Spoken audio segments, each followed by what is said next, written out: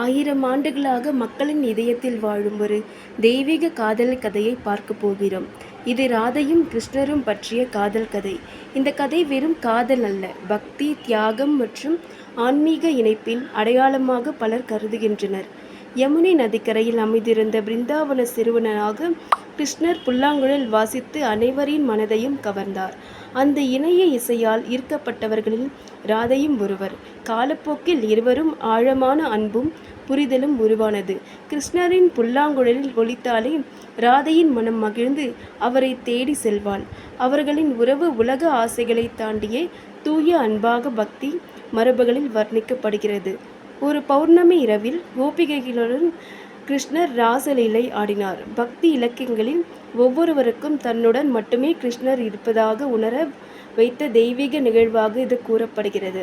அந்த லீலையின் மையத்தில் ராதையின் பக்தி சிறப்பாக போற்றப்படுகிறது.